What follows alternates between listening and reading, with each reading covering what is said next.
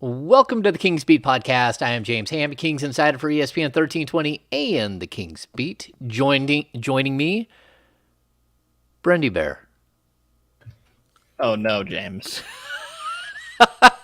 Oh no, Brenden, James. Brenden Nunes from the Kings Pulse podcast. Brenden, oh man, you gotta know not to let that stuff get out on social I don't media. know what I'm supposed to do about that. Oh, that's awesome. Okay, so we're waiting for Sean Cunningham to jump in. He got a new laptop and it's not restarting quickly enough. It decided to do some sort of new refresh, like download or update or something, and so he'll be here in just a sec, and then we'll put up the graphics and all that stuff. But we didn't want to leave everybody waiting in here because we are doing a live show tonight. Um, we need to send this out on the Twitter box. So, Brenden, let's just what's going on? Everything good with you? Yeah, I'm excited to go into what is year 2 for me of being credentialed, and it should be a competitive season. I'm fully buying into the hype of Mike Brown, and seems like there's a good energy around everyone. I know it's just preseason, and that can change very quick in a regular season. And I think it's worth noting, of course, there was one stinker of a game in that preseason that was eerily similar to the Kings of last year, but I feel good. I'm excited. We get the start of the regular season tomorrow, but Kings basketball the day after. So it's going to be a fun week. It is going to be a fun week. I think as of right now, like we've got a game on Wednesday. The Kings play the Trailblazers to open the season at Golden One Center. They come back with the Clippers on Saturday, and then they go down to San Francisco to face the Golden State Warriors on a back-to-back on Sunday. I think I'm actually going to go hit the Sunday game. Make the drive down to the Bay Area. Brennan, are you going to join me? I'm planning on it. Yes. Okay. It's not too Okay. far, so might as well. Might as well. Yeah, it isn't that far. Well, for me, it is. It's usually around like two and a Sure. half hours to get to the bay. But I'm gonna meet up with you and maybe a couple other people, and we're gonna drive down, of course. Okay, so again, Sean's gonna be here, but let's just get to some of the basics. Number one, if you're watching on YouTube, give us a thumbs up.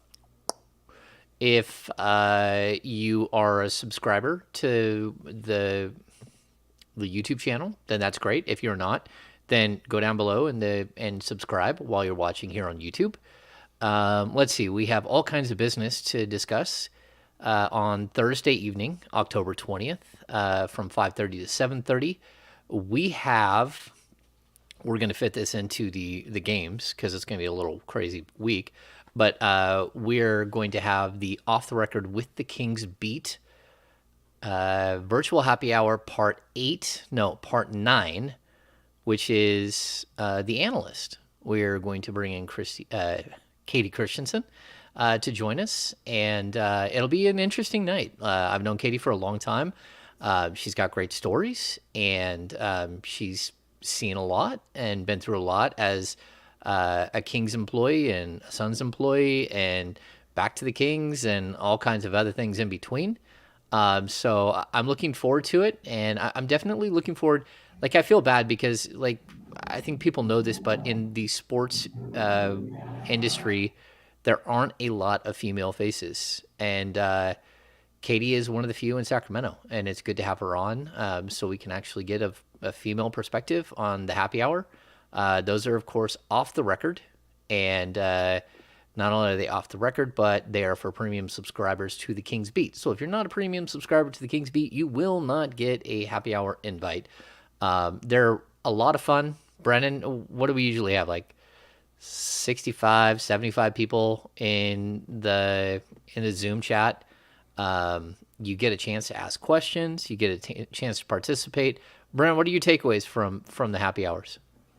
Yeah, in my mind, the most fun part is when all the people that are there, the subscribers to the Kings Beat, that get to ask questions to the guest, and we try to think of things to throw their way throughout the course of the conversation. But I think getting other perspectives and curiosities that people have, I think lead to some interesting and unexpected conversations that are always fun because everyone we're bringing on definitely knows what they're talking about and has a lot of stories and different experiences. And obviously, Katie's no different in that way, and mean that in the best way possible, of course. And we've heard like Scott Moak, for example. I think there's just interesting stories from sitting that close that I'm sure we'll hear from Katie as well. And she's been around the team for a while. So it definitely should be a good one. The whole name is the analyst, though. What happened to these long names?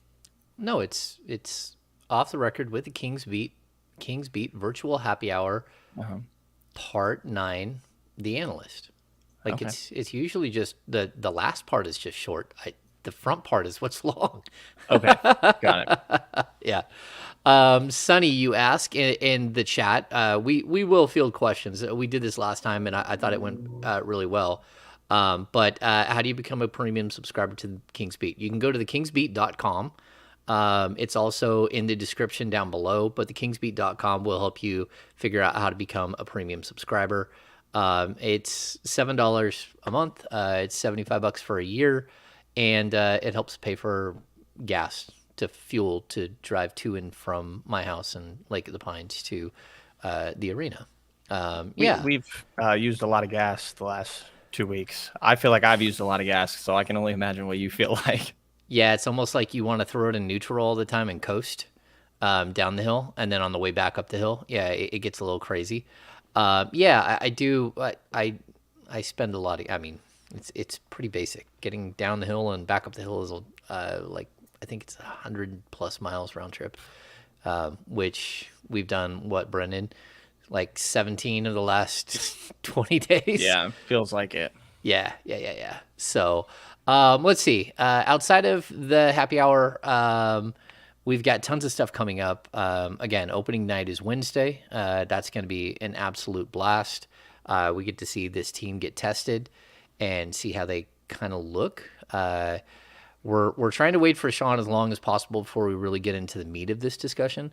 But eventually, we're just going to go. Yeah. We could do some quick injury updates that we got from Mike Brown today, if that works for you. Yeah, why don't we do that? Brenden, we've got health and safety protocols for Keegan, and we've got Huerter. What were your thoughts on the Huerter discussion? Because we did actually have Mike Brown discuss that, and I thought it was interesting. Some of his comments were interesting. Remind me what stood out to you. I might have gotten caught up in other portions of the presser. I asked him what he was going to do at the 2 if Huerter wasn't available, if he was going to go Malik Monk or if he was going to leave Malik with the second unit and try something like Terrence Davis or Davion Mitchell.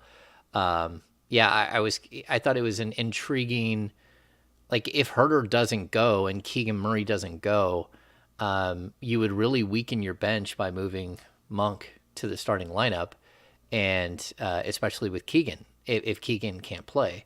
And so I would be slightly concerned about that if I were Mike Brown.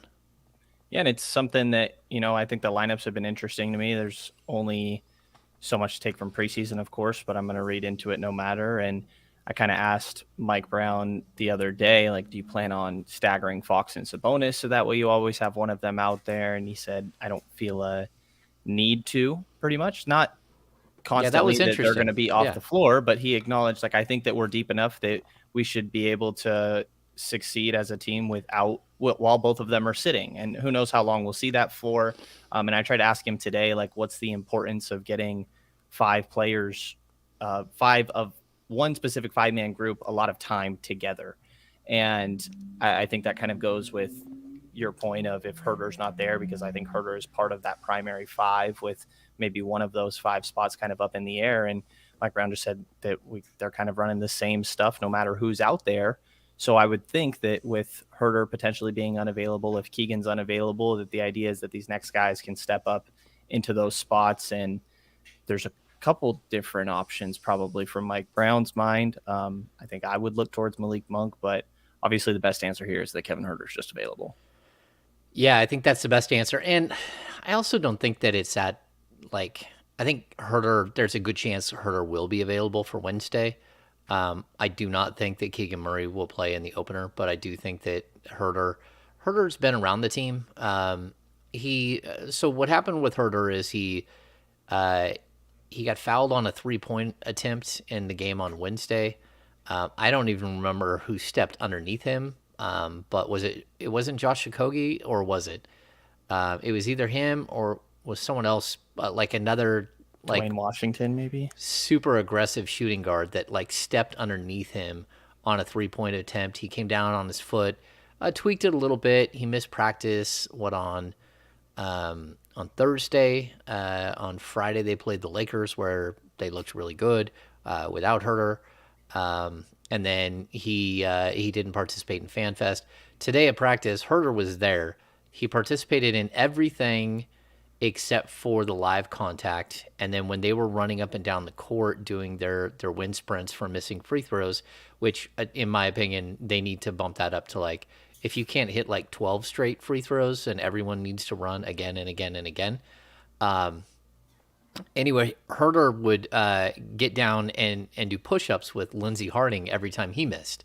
So he's not putting a ton of weight on it, which is a little concerning. But he didn't have an air cast. He didn't have a walking boot. I don't think it's that serious. So I think we'll have to see, where he's at, tomorrow on Tuesday, and then definitely on Wednesday. But the timeline for Keegan is a little more interesting, Brenden. What do you think about what's happening there? And again, the team can't officially tell us he has COVID, but he's in health and safety protocols, so it's basically telling us that he has COVID. Right, and we don't know exactly what at least I don't have a great understanding, maybe you do, of what the sort of timeline looks like with that, like when he gets a negative test, what the turnaround sort of is, or we don't even know, like you said, if it is positive test that's happening or what's kind of going on here. But Mike Brown said today that Keegan was not at practice. We saw he wasn't at practice, and that he does want him to get the chance to go through a practice prior to playing. Now, I believe that they're going to have practice tomorrow, but I don't know if shoot around the day of the game counts towards that. So we'll have to see, but that makes it sound pretty unlikely that Keegan's going to be out there. I think Mike Brown, he was just talking through hypotheticals of if we don't have Keegan, but for him to say if we don't have him for one game or two games kind of makes me think that there's a decent chance that's what we're talking about here. Yeah, so the timeline for Keegan is something like this. Last Tuesday, the Kings had an early morning practice and then boarded a flight for Phoenix, right? Keegan did not make it to practice on Tuesday. Then he didn't make the flight to Phoenix because they thought he was they were still waiting for him to feel better. On Thursday, he practiced. So I'm not sure what was going on, but he practiced on Thursday. Late Thursday, we were kind of hearing that it's potential for him to not play the next day. And then, of course, we get to Friday, and he's not there. And Saturday morning, I think it breaks that he's in health and safety protocols. Look, I'm always like pretty honest with you guys about health stuff. When I had COVID, it took me, I think, 9 days, 10 days to clear a test. On day 8, I took a test, still had weird symptoms coming and going, and it was like someone took a black Sharpie and it, like 30 seconds in, I was positive, like 8 days in. So I don't know how long this is going to take for Keegan, but if we go back to the Tuesday and we kind of play it out that way, and we look at what like CDC guidelines is 5 days from your first symptoms, then it's very possible he'll be back at practice like any day. But again, we have absolutely no idea, and I think he still has to test negative.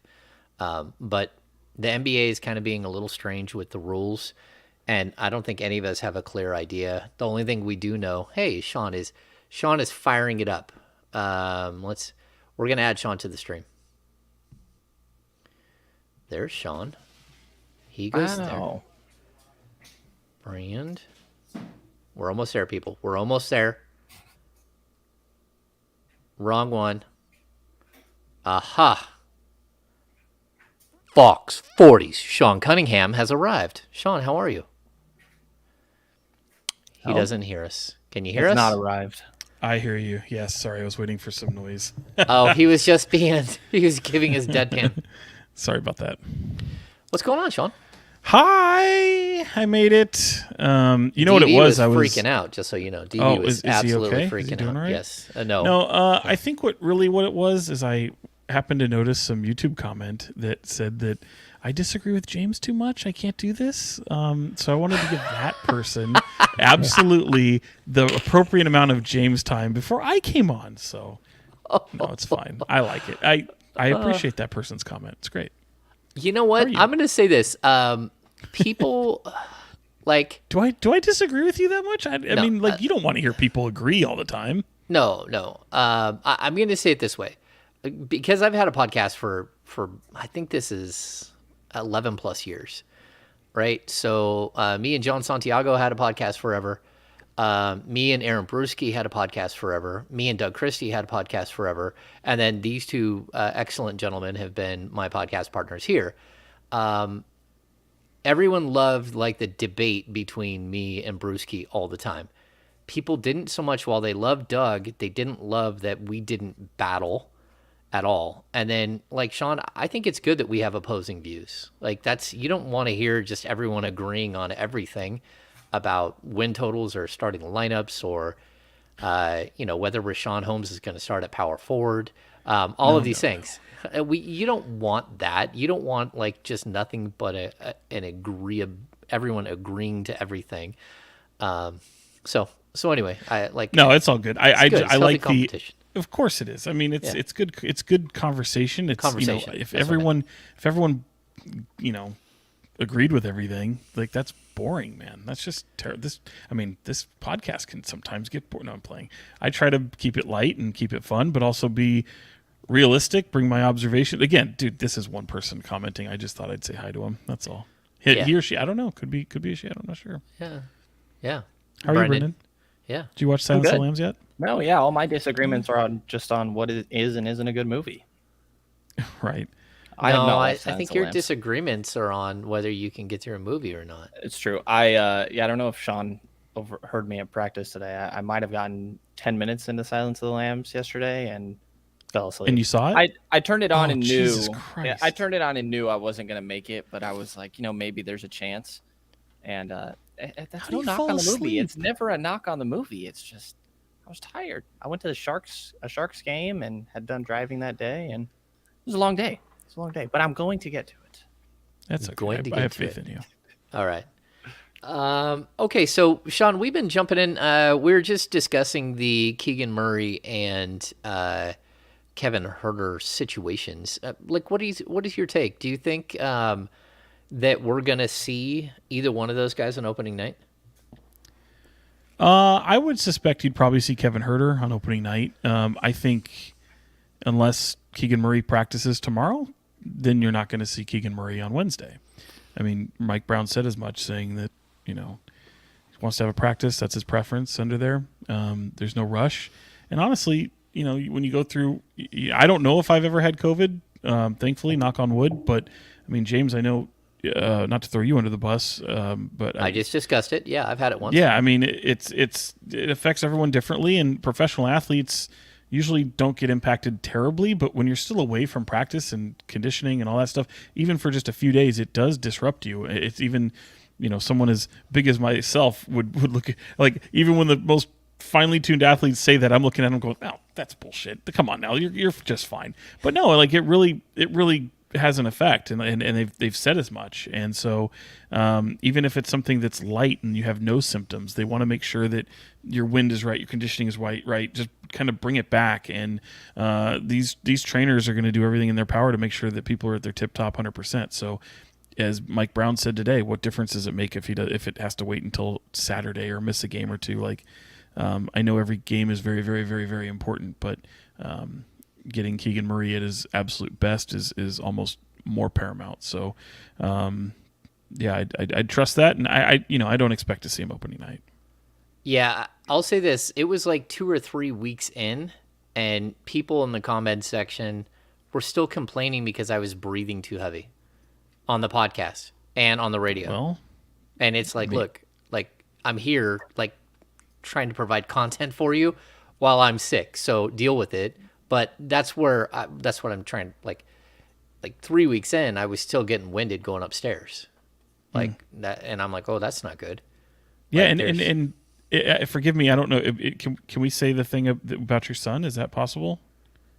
Oh, my son he's just now, like the last, like maybe 2 weeks, getting his sense of smell back. Oh, good, it's coming back. Okay. And it's coming back, unfortunately for him, just at the same time that a skunk blew up in our basement. So now he gets to smell the skunk like the rest of us. So suck it. Wait a minute. Wait, Yeah. what? Oh yeah. It's a battle. It's an epic battle. What do you mean I don't even blew wanna talk up? about it. Like he just Yeah, went in yeah. there. Okay, And, skunks fight, and when they fight with each other, they? they'll shoot Like every at each Friday other. night at your place? No, or what? like huh? no, You've got a no. fight club for skunks under your house. We have a big basement, and every once in a while they figure out a way to get in there, and then every once in a while we have like an issue. But now, like to your point though, my son had gotten COVID in September of last year. He just got some of his sense of smell back, like just now. And we're talking about a 19-year-old. We're not talking about crazy stuff. Yeah, see, Andy, it's not that they died, because if that was the case, like, see, here's the deal. Like, I could seal up the basement. The problem is they go out late at night, and that's when, so you have to wait till they go out and then seal everything up so they can't get back in, and then they go somewhere else. It's not pleasant. Like every once in a while. Yeah. James skunk hunting sounds like some good premium Kings Beat content, gotta say. Yeah. Like, have you ever been No. near The when a answer is skunk no. gets? No. Oh, Are you out of your Jesus. mind? Come It on now. Do you know who literally you're talking to? It smells like burning tar, and it like makes your eyes water. Like when it happens, it's not good. It is very, very bad. So, yeah. And see, I'm not a hunter, so no, I'm not going into there. Yeah. So yeah, exactly. Matt George, what did you tune into? What did you tune into? Yeah. Yeah. So let's get back to it. Brendan, like I'm really interested in this fight club of skunks you have at your place. This is crazy. Yeah. Well, I mean, we should tell Brendan that there's a movie called like Skunk Fight Club, and he would know the difference. Like, we could convince him of this completely. Thought we weren't supposed to talk about it. I don't know. Oh, good reference. There yeah. we go. There we But go. you actually haven't seen the movie though. Maybe once a long No, time you ago. didn't. Don't think so. Don't think so. Okay, so let's. I'm gonna roll tape on one of our clips. We got a bunch of clips today. You know what? I thought because it's gonna play into the discussion. Like, if Keegan doesn't play, it really does like switch things up, and we're gonna see like more Trey Lyles. We might even see a little Chimezie Metu. Like, it changes things dramatically. But we were practice today, and Brendan asked Mike Brown a couple of questions about his sort of idea of the roving four, right? That he could use all kinds of different players, and I thought Mike Brown's response was pretty funny. So we're gonna roll the tape on Brendan grilling Mike Brown on who he's gonna play at the four. What do you view as some of the pros and cons to having a potentially alternating guy starting at that four spot? I don't know, and I don't know if I'm gonna do the alternating thing. I'm not quite sure what I'm gonna do yet. So can you wait a little bit and see if I do the alternating thing? Yeah, I'll switch it up a little for you. How important is it for like a specific group of five to get chemistry alongside one another? Well, you hope that can happen, but in the same breath, our rules don't really change offensively or defensively based on the combinations that are out there together. So, you still got to do your job. You got to play hard on defense. You got to move the ball and space on offense. And so, and we have a system. And we're not making a lot of play calls. And I bet you can ask our guys when we work on pick and roll defense. Mimi is not always guarding the center. Half the time he's guarding the screener. The other half of the time he's on the ball, so he can feel what it's like for the guard to experience, the different coverages that we run defensively. And that's the same offensively for the most part. All the guys are interchangeable. And so when we do drills and stuff like that, we move guys around so our bigs can understand what it's like to possibly come up and shoot a three, and then our guards can feel what it's like to pin in and slip the rim and score, or to set a pick and catch in the pocket and make plays. So, doing stuff like that gives those guys a familiarity with what everybody's trying to do. And so it makes it a little easier to throw different combinations out there from time to time. Yeah. Do you guys buy it? Yeah. Yeah, I think Domas is going to run a handful of pick and rolls this year, I think is the logical takeaway there. Yeah. Do you not buy it? You don't buy it? No, I do. I think that putting guys like in those spots, in my mind, that's like walkarounds. I mean, walkthroughs though. Yeah, I don't mean I don't buy. I mean, I buy what he's saying about like he's letting guys defend different stuff and all that. Mm-hmm. I mean, do you buy that he's not going to use different players from one night to the next at that 4 position? I think he'll go with a.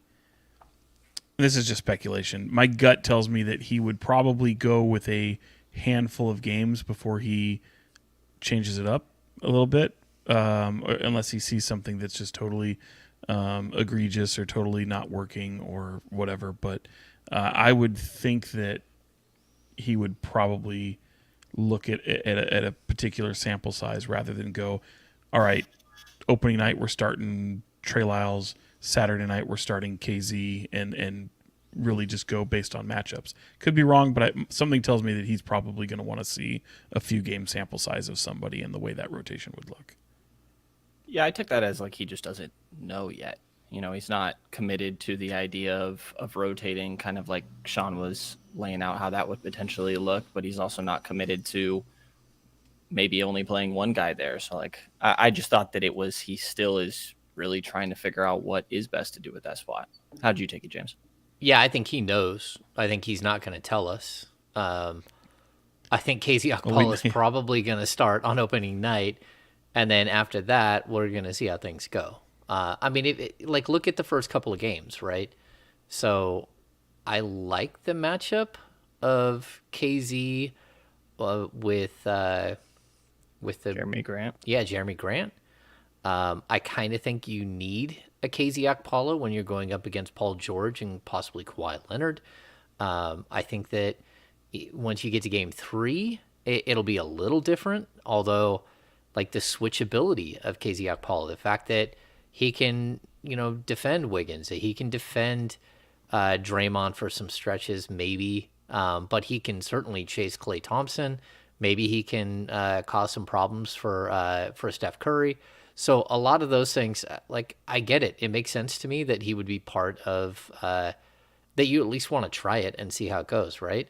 I think it was interesting. Fox told us today that they really have been pushing KZ and Chima to shoot the 3 ball, and he said that Chima got like on a heater and started knocking down a bunch of shots, and he said, "See, look how different we look when you're hitting shots. Like if you hit shots, it opens everything." So I think that that's interesting. Fox had some comments today that I thought were pretty cool. We've got, Brenden, like you talked to him, like I think everyone knows like last season was bad for Fox. Like specifically in the beginning of the year, he just got off to a horrible start. And you asked him about it today at practice. Again, let's throw to the quick clip from Fox about, sort of like figuring out how to get off to a quick start. A little bit of a slow start at the beginning of last year. How important is it for you yourself to come out the gates hot this year? I mean, I think we have to. That puts my team in the best chance to win games is when I'm playing at a high level, and I have to do that from day one. You just got Portland the other night.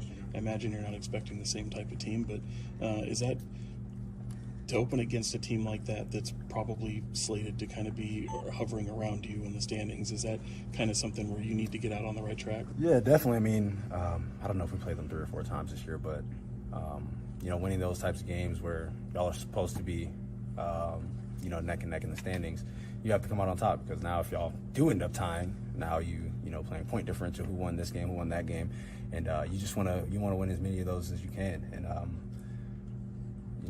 you want to come out in the beginning of the season and make a statement. So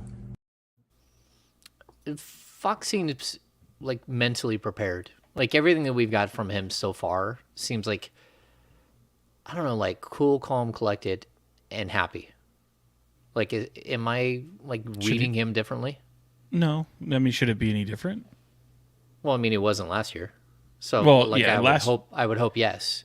I think last year he was in an okay spot coming into the season. I think it may have soured somewhere along the way. I think it's just undeniable that the amount of talent that's around him, he was definitely much more comfortable with having the ball in his hands in this camp and rather than learning an off-ball situation. So he's going into his sixth season, and this is, the most juice the team has had, I guess, coming into a season. So that can all go away really quickly, though, if they play terrible. But I feel like the togetherness of the team and it's something that a lot of the vets are going out of their way, even when they're not asked about it. Like, I think, I saw something about, I mean, even Harrison Barnes, I think he was asked something about just expectations if the results of preseason. Oh, it might have been my question, to be honest, and I didn't think he was going to take it the way he did, and he talked about the togetherness, the chemistry that they've built, and everyone just really seems to be going down that road. So I think Fox definitely has that same type of mentality coming into a new system, and again, this is just another head coach, but it's a head coach that has a very high attention to detail, and I think we talked about it last week about how James, you mentioned about how De'Aaron likes to have structure and be coached and be held accountable, and sometimes when you don't have that, you can fall into bad habits, and you can kind of let some thoughts take over, and things start to snowball. So I think this year, again, nobody's lost anything yet, and I don't really think they're taking really anything away from those games.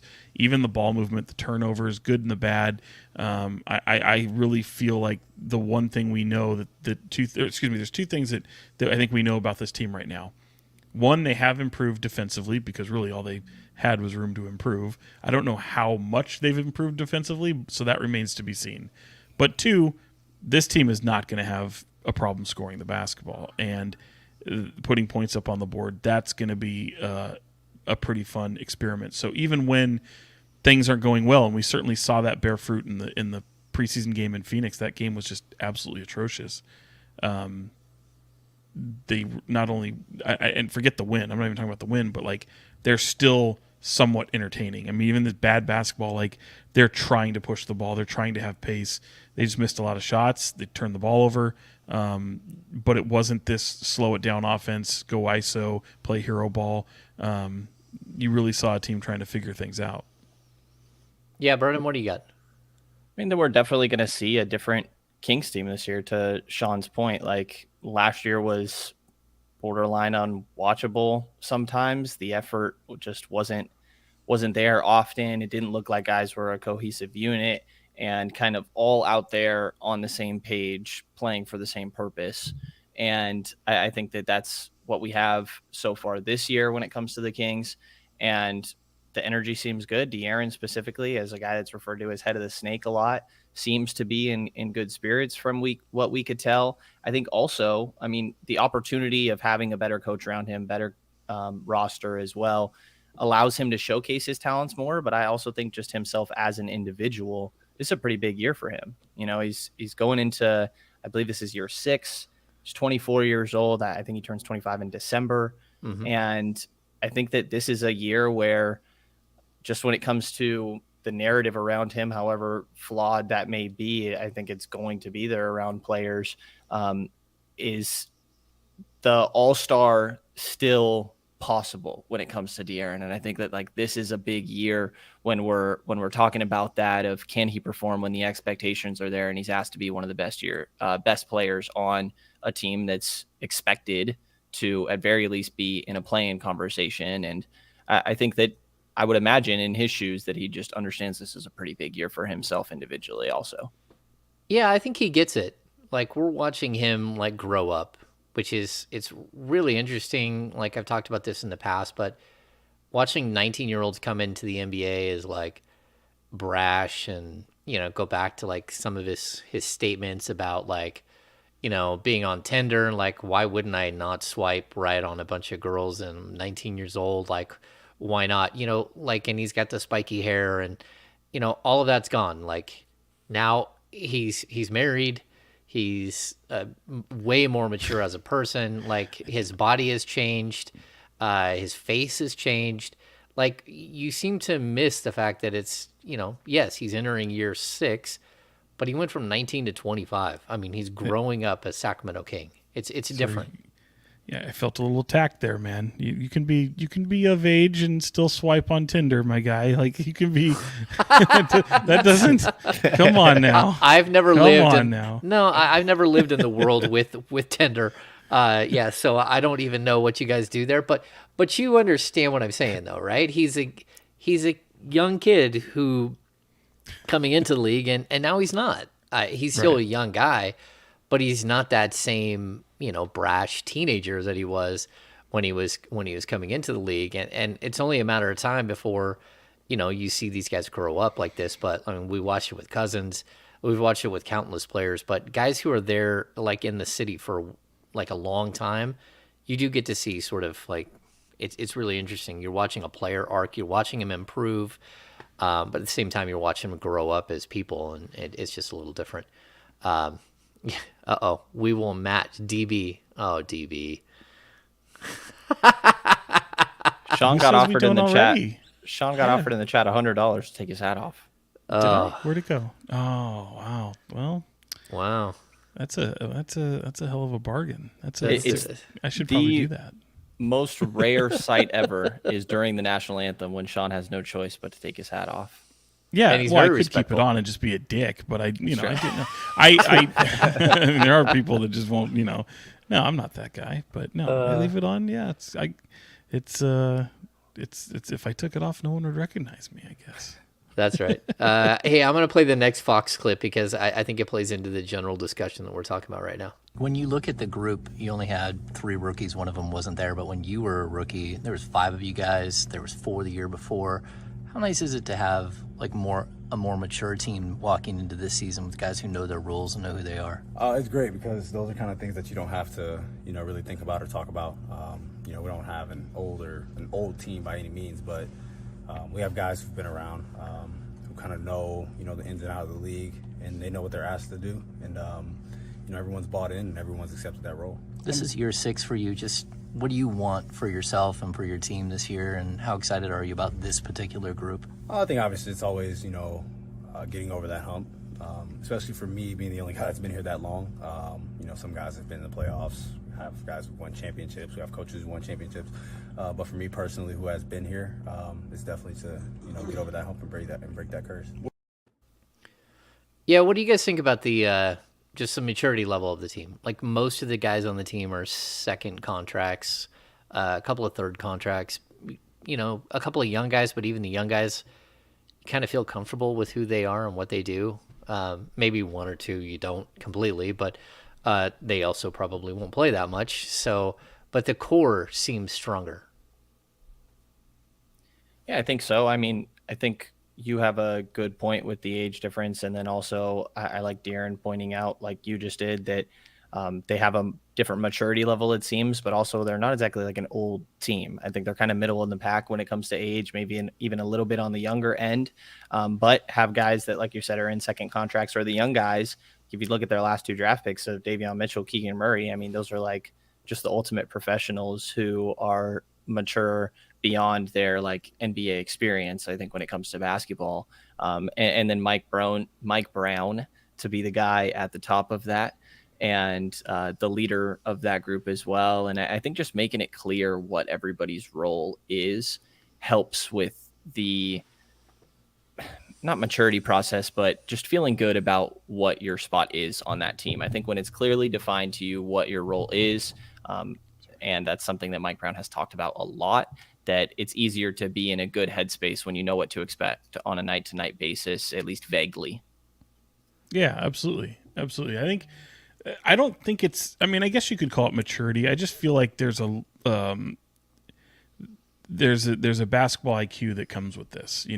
There's kind of an enough is enough kind of thing. And look, I think they've already had the enough is enough, but it's one thing to say enough is enough. It's another thing to actually punch through and end the curse, as he called it, which I thought was funny because it's totally relatable to the fans. I think, there's so many fans that consider the playoff drought a curse, and they joke about, Arco being on a burial ground, and maybe Golden One Center is too. Who knows? But yeah, man, it's. I feel like there's just a comfortability. The league is no longer this foreign place to a lot of these guys that you really have to rely on to get you to that next level, and there's an expectation of those players to get you to the next level. And this is kind of the year to see if it can happen, because if it doesn't, they've kind of gone all in. I know it's a cringy topic. I mean, that's one thing that is really going to hopefully be something we don't have to talk about come, February, March, and April. The fact that this team isn't pushing for the playoffs or even a play-in tournament, because that's what they're built for at the moment. They should. Well, they should if you're people within the front office. I don't know that they should, because I don't know what that looks like. It's been so long. I've got amnesia. Yeah, I think that's a good moment for Sean's favorite portion of the The Tuesday overreactions. Yeah, But I think Monday. Yeah, the reason yes, we could do Monday overreactions, but the reason I bring it up because, like, what if they're really close and just like they finish a game or two out, but it's like a sprint to the finish, and it's not like garbage truck backing up, beep beep beep the whole time. It's actually like a race, and you just don't have enough in the end, or you lost a couple of games at some weird point in the season and you can't make them up, and this team wins 44 games somehow, but the play-in or the spots above them come with 45, 46 wins. Like, what if that's the case? Do you think that this thing is in for a rocky summer, or do you think that that would be enough to give it more time? I personally think it's enough to give it more time, because I think you've just, again, we had that topic before where it's like, do you part ways with the owner, with the general manager, with Monty McNair, if you don't make the playoffs? Is it playoffs or bust? And it's like, how can it be playoffs or bust when again, it's not the fault of these people. You don't have people who are in charge, and they're doing the job that you've asked them to do. They've put together a pretty playoff ready roster. It's, can they deliver upon it? And I feel like the job of Monty McNair has been to make this team better. I think he's done that. I think between him and Wes Wilcox, they've put a nice product out there, and they've addressed needs, certainly far more than they did in the previous season. So the trade last year of Sabonis completely shifts everything. So yeah, this is the bed you made. You got to sleep in it. If it works out, I don't feel this is the year, if it doesn't work out, that you part ways with everything and blow it all up. It's probably a 2 or 3 year process, and even that won't be good. So, but you kind of have to see it through at this point, in my opinion, especially considering, it's not like we all know it's not like these decisions are all fall on the GM. It's a collective. It involves ownership. It involves a lot of different facets within this organization. So, yeah, man, they're all in the same bed right now. Yeah, I mean, you bring that up, and I think it kind of segues to the next question. Personally, just to wrap that up, I think if they're close, but it's a good close, not a bad close. Like, winning 31 games and having to play in be 33 games, that's not acceptable. That would be a disaster, and I think heads would roll. But I think when we're looking at if they're battling, if it looks like they are a future playoff team, and they're a team that is on the rise and isn't gonna get jumped over by 3 teams next year, then you start to think a little bit differently. And I don't think we're gonna. Sorry, they will get jumped over though. I think that if they're at that spot, I think that OKC is not that far. I mean, yeah, they are. They are, man, because look, when you have a losing culture, there's nothing that says that those players can put up any sorts of stats on a winning team. Sure, they played defense last year and they looked a little bit better, but you're still talking about a team that, we won't even know what Chet Holmgren is until next year, because he's not going to play this year, and who knows what they get for a draft pick. But Like, again, we're getting into year 7 of Shea. Like, it's not like it's like super young players anymore. Some of them are, sure. And I like Giddey and I like some of their players. There's a potential for them or for Houston or, name that other team to jump over them. But, like, whoever gets Victor Wembanyama could, somehow jump over the Kings in 2 years. But I also think, like, that's saying that the Kings just put it in neutral and don't make improvements themselves. So, like, I get what you're saying, Brendan, but I also know that, like, just because OKC has a bunch of picks doesn't mean anything. Like, they literally had to, like, start cutting players this year that they didn't want to cut because they had too many draft picks and couldn't sign them because they had too many roster spots. They had more than 20. And they couldn't do anything because they're up against it. So again, I think that there's potential for them to take a huge step, but who's to say that the Kings don't add a couple of pieces? Who's to say that some of the Kings players don't end up being better than what they are now? Who's to say that Keegan Murray isn't a much better player than Shea or Giddey or even like Chet? Like, he could be a better player than any of those guys. And where are the Kings then? So, like, I understand what you're saying, but I still think that, like, some other team has got to put a lot together to take, like, a catastrophic leap ahead of the Kings. And, like, I don't see that from a Portland. Like, Right. I don't see it from the Lakers, where all of a sudden they make some other move that makes them, like, way better just because the Lakers are aging out while they're trying to keep pace. But I get you. But it was bringing me to the other point, which was that Sean brought up that, this is about, like, a group decision. Like, this season might feel like more than any other that a head coach actually had, like, major input. Like, maybe we could go back to when Dave Yeager was in SAC and Zebo and not even George Hill. George Hill didn't have ties to Dave, but Vince Carter had some ties to Dave, I believe. So that those guys came on board.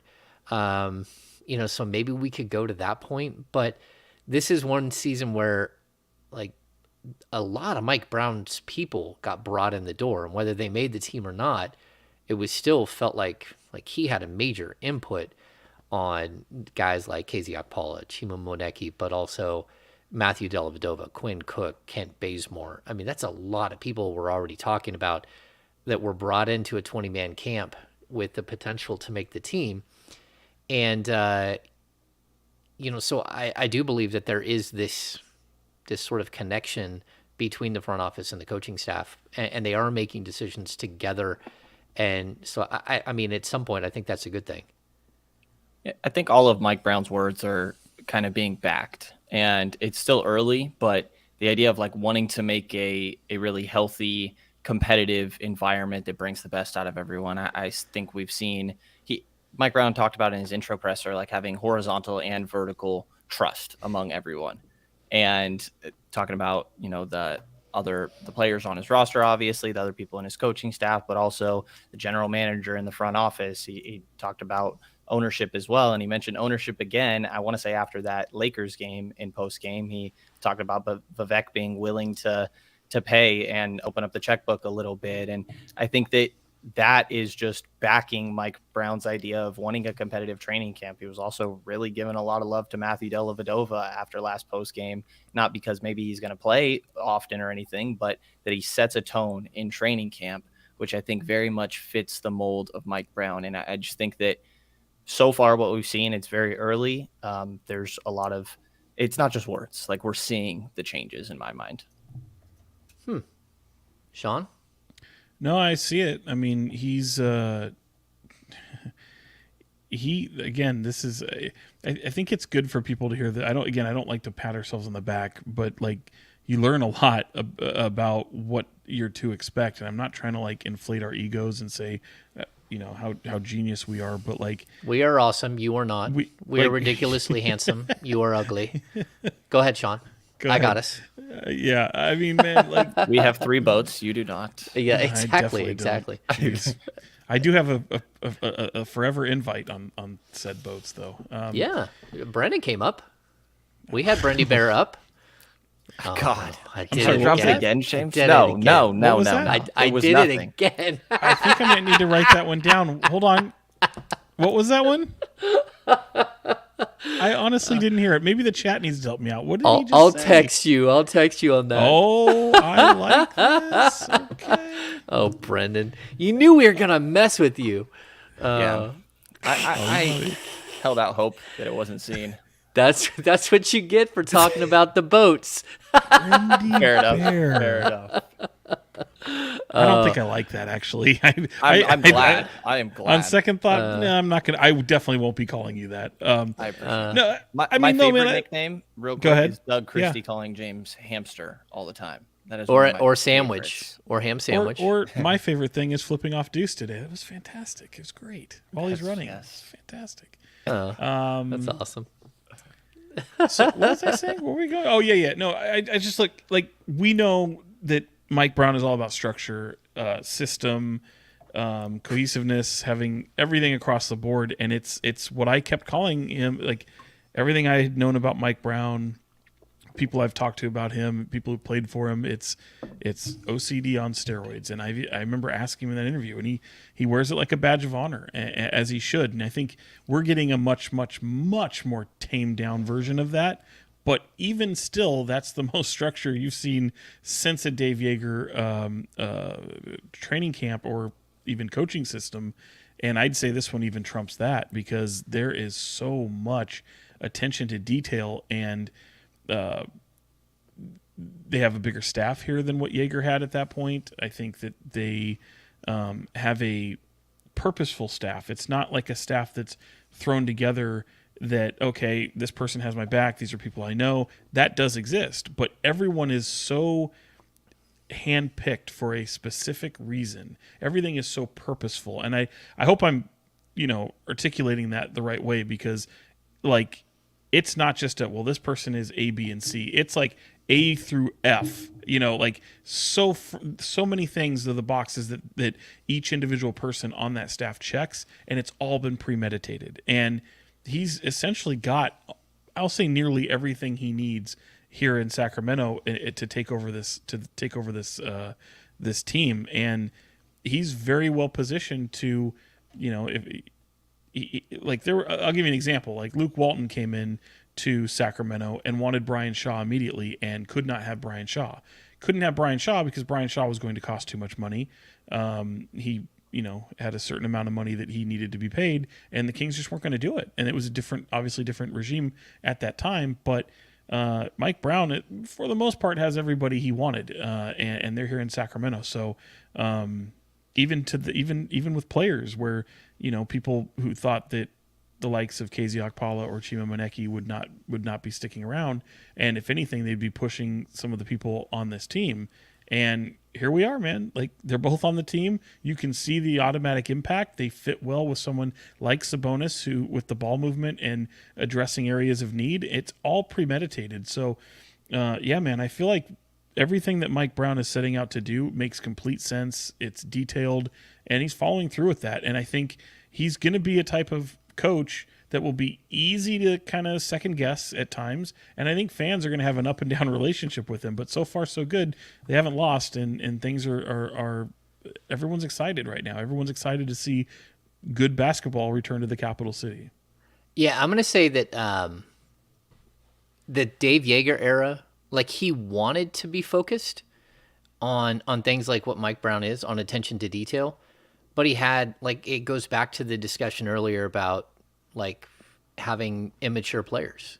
Like, it is what it is. Like, his first season with the Kings, he had, the DeMarcus Cousins group, but they also had a bunch of rookies. Like, people forget that year, that's Sapapa Giannis, Malachi Richardson, and Scalabiciere, and then they trade, DeMarcus for Buddy Hield.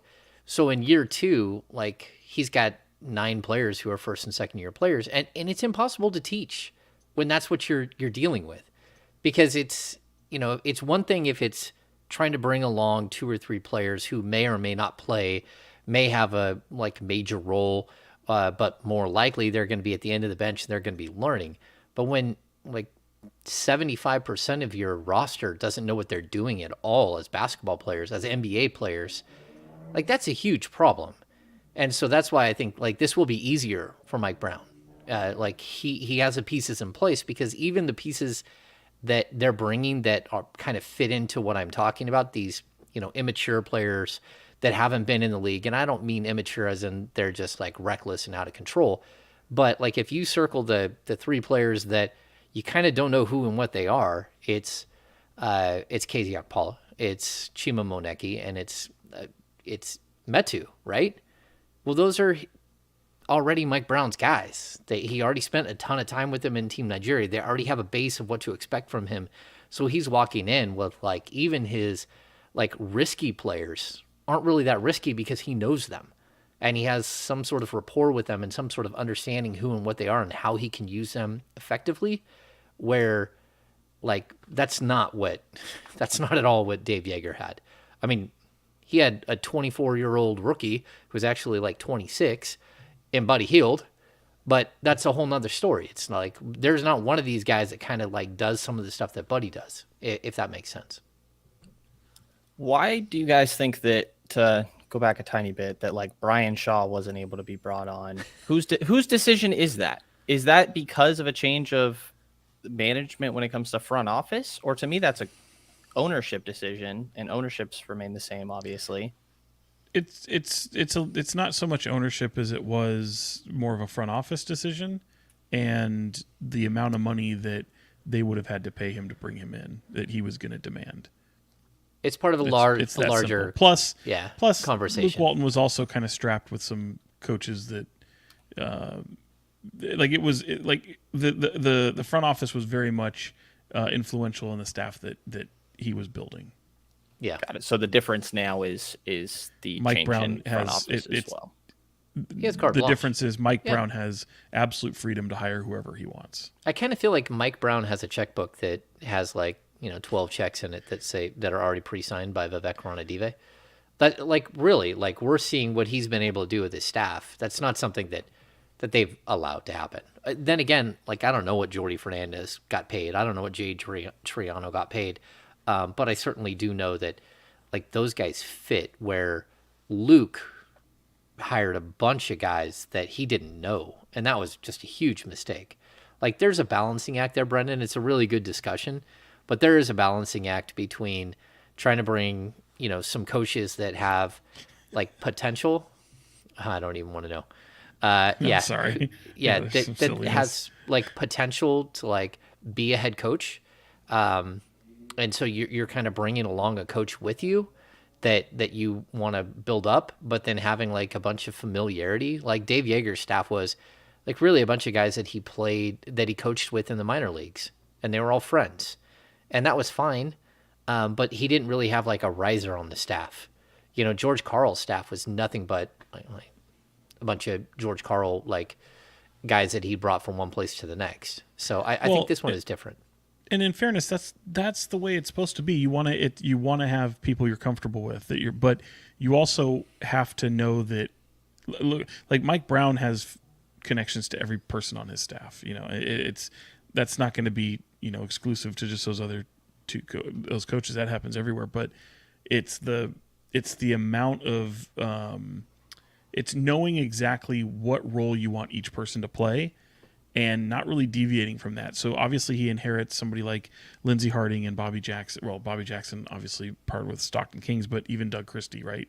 And these are things that he knows right away what he expects of these people when he comes in, even before he takes the job. Like those are things that are already situated, and he still had a decision to make. But he already knew what it looked like to have these people part of his staff.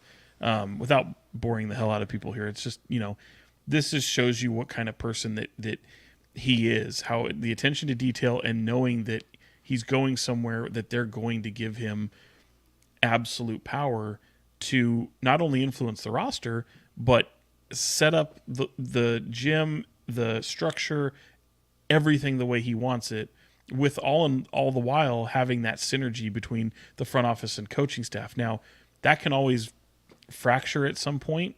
I always say that an organization and their head coach are never as excited as they are on the first day they're hired unless they win a championship. Because sooner or later, you start losing, you start to see the warts of, whatever this coach is, and coaches want to be left the hell alone, man. They don't want to have, I think Mike Brown doesn't necessarily want to be left the hell alone. He wants to have a active role within the front office, have a voice within the front office, and have synergy to feel that support. And I feel like to a degree, there is a buy-in from not only ownership, but this front office as well to support that, because what else do you have? You have 16 years of dreck. You need to turn it around. And like I said, Mike Brown, probably not a championship-worthy head coach for this team, but he could be the right coach for this team right now to get them to where they need to be and ultimately, hopefully, springboard elsewhere years down the road. Yeah, I think it's interesting too. I'll add that, like what Sean says about coaches, it really is what they always say about boats. Like your two best days with a boat, buckle up, is the day you bought it and the day you sold it. Those are your two best days on a boat. And so with the head coaches, it's kind of the same thing. It's the day that you hired them and the day that you fire them. And it's kind of a weird situation, but in Sacramento, I think it's more than anywhere else. Like this is my 13th season. Mike Brown is my 9th head coach. Like, that's not okay. Brenden, I'm on my third one, guys. you haven't even had your official start to a second season, and you're on 3 head coaches. I mean, just think what it's like for you, because you had to learn each of these head coaches. Well, think what it's like for Davion Mitchell, because all 3 of these coaches have a different idea of who and what he is. It's totally different. So yeah, here's we do have one more clip, and I think we want to show some love because cut down day is hard. It's hard for everybody involved. I feel bad for Sam Merrill because I don't think he did anything wrong, and I think the fact that the Kings held on to him as long as they did tells you that they really did like him, and they thought long and hard about whether they needed a third point guard in Matthew Dellavedova, or whether they were going to keep Sam Merrill and see how they fit him into their system. But this is Harrison Barnes today talking about Chima Moneke, who made the team. And, man, Chima is a breath of fresh air. We'll get to that in a sec. Hey, talking about Chima, you've been around the league for a long time. How cool is it to see a guy who's had to go overseas, played at a smaller college, make it and actually get the call on roster cut day? Grateful. I mean, that's the energy that Chima brings, I think, to this group, is just a sense of he's happy to be here. He doesn't take it for granted. He's had a long road, like you said, and when he's in the building, I mean, you're gonna hear him. You know what I'm saying? He's gonna let you know that he's here, and I think that just gives everyone just perspective. Just how blessed we are to be in this position, to come here to work every single day, regardless of what's going on. You obviously know there's other things that are going on out there, but he can speak to his experience, overseas and things like that. You just said. Yeah, Sean, you've known Chima for a little while, but I'll be honest with you, I tried to get him on the podcast tonight. He had a movie, so he couldn't make it. But we'll try again. That's a dude that'll deliver, I'll tell you that much. Man, is he just... Man, the interviews with him in the locker room the other night, he's just so cool. That's what it comes at. Like, he is just... Like, for every bit that some players struggle with media, he's a guy that just fully gets it, fully gracious, fully bought in, so happy to be in Sacramento. But also, like, who would have thought? Like he went to a junior college. He goes to UC Davis. I go Aggies. But he's also a guy who, like, he didn't even play for, like, crazy big teams in Europe. He played in the French league. He played in Spanish leagues. But, like, for him to make an NBA roster, this is, like, such an incredible achievement. And he's one of those self-made men that we talk about. And I mean, you couldn't be more happy for the guy. And you can see even Harrison Barnes just, like, the smile on his face, because that's what I think Chima does. He just puts a smile on everyone's face. Well, yeah, I mean, this is the same kid that he's been since UC Davis, and he got to get, will UC Davis into the tournament. Like, that's super impressive. That doesn't happen very often. And No. Jim, he played under Jim Les, and they had a really kind of special team. And Chima was the star of that team, and he impacts the floor so many different ways. And yeah, I'm not going to say that I saw an NBA player when I was covering UC Davis. I was hoping he'd make a summer league roster or something like that. And I saw when he went overseas, it just made sense. He has Australian ties, and obviously he's from Nigeria or Nigerian background. So this is just an absolutely bright, charismatic, confident, some might say arrogant, but it doesn't come off as this is a entitled prick. Like, this is a guy who literally looks at himself as just a human being. Like, I'm just a guy. His slogan that is on his merch that says, "I'm nobody and nobody's perfect." It's just tells you all you need to know about this guy. And breath of fresh air, man. Did a lot of stories with him when he was at Davis. Have kept in contact with him. Ran into him at Summer League this year down in Vegas, and knew that there was some people looking at him. And I think what happened with overseas, with the league he played in, and obviously what happened in Nigeria with the team Nigeria, and he was the last person that was cut from that roster. And I remember going down and there's so many guys, I think I've talked about it so many times, where so many guys from this that have ties to the Sacramento area that were on that team.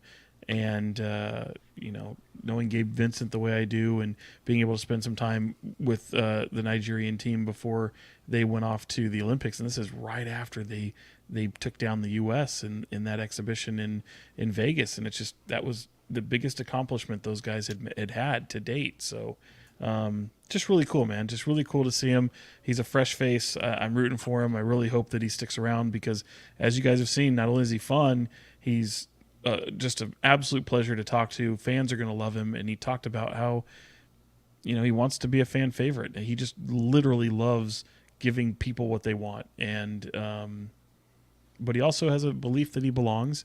He trains with against NBA players every summer since playing at UC Davis. So that's, I think, what gives him the confidence. And it's just fun to see him really impact the game, and I hope we get to see it. I hope he becomes a rotational player. I don't think that's going to happen right away. Maybe he goes down to Stockton for a few games to get some run and really get a feel for more of the NBA. But yeah, man, I can't wait to see what he can do. New on media day when he walked out with a chain necklace with his name on it, and right away after you leave that presser, you expect confidence when you got your own name around your neck. And then you leave the presser, and I mean, that was the first time I'd ever interacted with Chima, and right away I'm like, that guy was a blast to talk to. And even just from our perspective, where a lot of people will get very professional, especially like new guys when it comes to media. So I thought that stood out right away, and obviously he's got the skill set and mindset on the floor to go with it as well. I think that he's got that dog in him that Mike Brown, I love that Mike Brown uses this line because it's my favorite as well. And I think that Chima totally fits that profile. He's got the athleticism, length, and as you mentioned, just seems like someone you want around your group. Sean, you were at the Fan Fest yesterday, right? And we're asking a lot of questions about it today. Chima was kind of the star of that, no? He was. In fact, I was talking to him. I got to talk to him and your boy Keon Ellis. I told Keon, I said, if Brenden was only here, he really loved it. I did. No, I was there. Yeah, but it was weird. I was the only person in the interview room. No one stuck around to talk to players. It was kind of there silly, wasn't supposed to be. I got told we weren't going to be talking to players. Yeah. On media, on FanFest, there's never media availability. Did we get hacked? What's going on there? Oh, that means that we've hit the big time. That means, great. if we've got crazy, yeah. Well, I mean, this is typical. Like if you're on D-Lo and Casey all the time. It is? No, that does mean. Oh, we had to block it. Darn it. No, I blocked it, but it's a good thing because look, I think that like we're at over 200 people in the live stream, so make sure you're giving us a thumbs up. Subscribe and all that stuff. It's good. It's good for our algorithm and all that stuff. So Yeah. Okay. So let's. Well, the fun part, real quick, Go just the ahead. fun Yeah, part, yeah. like the talent show is what you want to see. I must say, and I don't know if anyone in the I might check that out. Yeah, man, I wrote it down. I don't know if anybody in the chat went to FanFest. FanFest in the past has been a little bit not the most fan friendly, in my opinion. Like they've had some struggles at times. I feel like you just need to open it up and let the most fan engagement you can have. Now, in the past years, that's been tough. Obviously, pandemic, COVID, we get it. This year was really probably among the best ones they've had. I thought the 3-on-3 tournament was pretty interesting. Shout out Drake UU, who was on one of those 3-on-3 teams and, And actually won. And is Sean, the moving guy to on the Brazil. other team was the worst watching experience ever. I think I was working. I had to work in the other room during that time, and I think that team came off the floor in the visiting locker they room, were and I pissed. could hear them. Yeah, they were very loud and boisterous and cursing, and it was great. I When felt their people pain. say people that don't like Steph Curry and say that he ruined basketball, which is a statement I very much disagree with, that is the example that they point to. They were just getting rebounds and throwing it out to him, and he was chucking it from deep. And they probably down. stayed about 20 minutes after the game to watch back the clip, and he was very insistent that he got fouled and was showing ref film on his phone, but I don't think it was getting overturned. Well, anyway, and the talent show I think is the best part. It's the headliner. It's what everyone wants to see. And Chima Moneke started off with the Dougie song. I don't think he actually Dougied. He had his own little version of the dance, but it wasn't necessarily supposed to be for him. There was a little bit of confusion. He just went with it. It was originally going to be Keon's song. And so he had to perform that. And then came out and Keon and Davion Mitchell did the YMCA, which appropriately got booed by every teammate that he had. I just like that they did the YMCA part, and then they just stepped there and just kind of clapped their hands and then waited for the YMCA part to return. And it really got just lambasted by his teammates. And then he had to come out and sing. Now, Chima sang. He did the last song by Burna Boy, Nigerian connection there. He had the Nigerian flag. And, and then Keon did a really rough version of One Dance. But I think Drake would have been proud of the effort for sure. Even Keon can't defend that performance. No. Ouch. No, it was rough. And I was trying to find out what Keegan would have done because obviously he couldn't be there because he's in the health and safety protocols. Even though he called in on the phone, I really was curious what the song dance may have looked like. I do think we'll just have to wait until next year because they're not going to let him off the hook. Okay, so it's just like the flashbacks to the Goon Squad Goon Classic. Squad Classic, yeah. You remember they got Jimmer to dance? He did the Dougie, right? He did do the Dougie. Yeah. He did but he could actually dance. Like, you remember? Yeah. Could he? Yeah. I think Are you so. sure about that?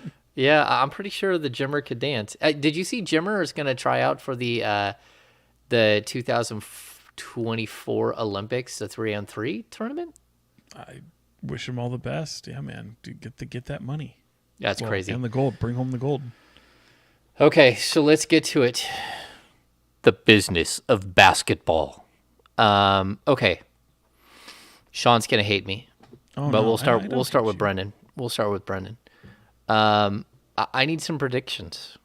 Jesus Christ. Yeah, like I need a win total. Like Brenden, we'll start there. What do you got, win total for Brenden? Win total. Going with 39. I think that they're going to be a lot better than this year's prior, obviously, but the issue, as we've said over and over, is just when you start looking at the rest of the West. I think that I was pretty stuck on the 10 seed. I did bump them up to 9. The surrounding cast of the Lakers is not doing it for me at all. I know that Bron and AD, I said I would never bet against them. I think if we're talking what the actual play-in outcome could be, that maybe it's a different conversation. But I'm going with 39 wins for the Kings and the 9 seed for this season. Oh, the 9? We're doing seeding too? Oh. God damn it, Brenden. Sean, what do you got? James, you go first. I'm still thinking. I didn't know we were doing this. I'm gonna. By the way, neither one of you influenced my vote. I'm just still thinking it. Yeah, I know, because you're gonna. You'll go much lower, I think, than what I would. I'm gonna go 41. I'm gonna go 41, and like somewhere between 8 and 9.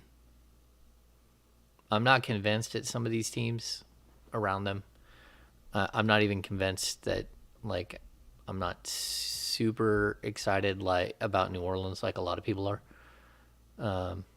Yeah, that's where I'm at. 41, chance to go 42 and 40. That's where I'm at.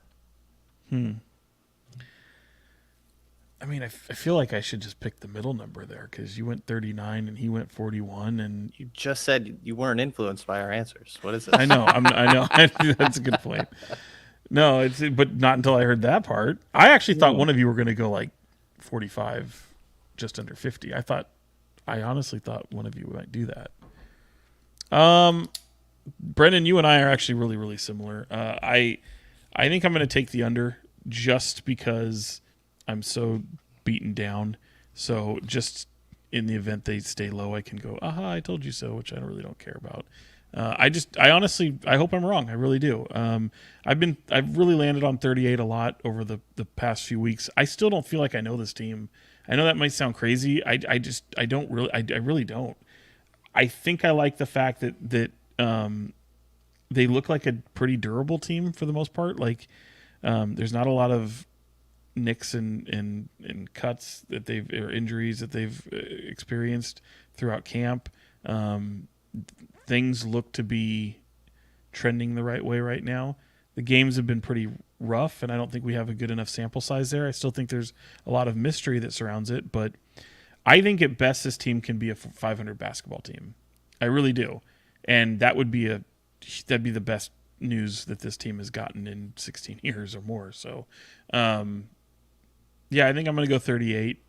I think we're going to see some tough times, but the one thing that's saying that now on October 17th, I really want to revisit this after the trade deadline, because if this team can keep their head above water, or be a team that's competing for anywhere from as high as 6 to as low as 10, I really want to see what they do at the trade deadline and how active they might be.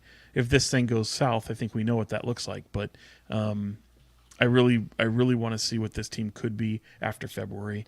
Right now, I still don't feel like I know the team, like I said. So from that standpoint, I'll hedge my bet. I'll go 38. As far as seed, I think you kind of hit it there, James. I think 9-10 is right where they'd be. I'll take 9 because I think 38 would be good for 9. Brennan, he had a high. What would your high be for this team? I mean, He's going to say 60. No, I'm kidding. No. I'm going to say 45.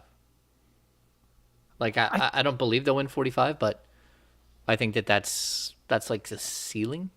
I'll go 46 because I've used like Minnesota as like the absolute ceiling for what Minnesota did last year. And Minnesota ended at 46. So just to pick a number that's not yours, I think we're in agreement. It's about that sort of range, though. I think it would take a different team in the Western Conference falling, like we saw with Portland last year, for example, and just everything clicking for this Kings team really from the jump. I think we would know pretty quickly in my mind if we were talking more about like a 45 win season. And I'm not over the fact that Sean just said he wants to wait to make his record prediction until 50 games in. I said I want to revisit it. I will make my prediction. I made my prediction. I just want to revisit it because I think that's helpful to do. I think it's look, it's not baseball, it's not football where baseball does a lot of trade deadlines and you don't have as many teams that make it. But what I mean by that though is, again, you've got more than half the teams in the league make some sort of postseason, right? Like the play-in tournament is not the postseason, so I want people to remember that. But at the same time, like your team can look vastly different if you're in the conversation, and vastly different could mean one player, So look, they got Domas last year at the trade deadline. They just didn't have the right type of team around him, which is what they just spent this offseason working on. So obviously there's a couple holes in this lineup. I feel, I don't know if you guys agree with that or not, but I think I think I'm not alone here on this island where I think that there's still a lot of question marks surrounding this team. I don't believe they're a consistent team. I don't believe they're a good defensive team. Can they be improved? Yes. But what does that look like? We don't know. And I do think the West will be tough. I do think there are opportunities available to capture, but I just don't know how that shakes out still. I still have to see it. So I think there are more teams this season that will quit with 20 games left than we've seen in decades. And so I think that there's going to be a ton of easy wins, like even around the All-Star game, the All-Star break. For the last, I'd say the last like 25 to 30 games, we're going to see a lot of teams just go, "Yep, I'm good. Give me as many opportunities to get Victor Wembanyama as I can." I think that's what we're going to see. We're going to see like a huge swath of teams. And I don't think the Kings will be one of those. And I think they will push all the way till the end. And I do, like, some people have like put out there like some of the teams they think will fall. Like, I think Dallas is one injury away, because I don't like what they did this offseason. I think they got worse. Like, I'm not sold that Minnesota is going to be good. Like, so many people are so high on Minnesota. I could see they're like a playoff team, though. You don't think so? But well, we'll see. I can see 8 different ways think they're better that than Rudy Gobert doesn't work there. I think they're better. They're not going to be a play-in tournament. I don't feel. I think they're going to be they'll be in the top 6. Do you not? Maybe, but I don't know. I really do think that the window here for the Kings is really a ceiling of 6 and a floor of 11. But I don't even think that floor of 11. I think that there are a couple of teams that are going to be worse than them without any question. And that, I think it's really like the 9 to 6 range that this team should be. I don't know. Dallas got worse in my book. I think it's super unlikely that this team misses the play-in tournament. I just think there's too many opportunities. Yeah. So so if people, but again, that doesn't break your streak. So if people want to hang their hat on that, sure, but that doesn't break your playoff streak until you make the playoffs. So you could be 7, be in the play-in tournament, you can get bounced, and you don't make the playoffs. So yeah. Which might be the most likely scenario. Also, I know. In my mind, the most likely thing too. Yeah.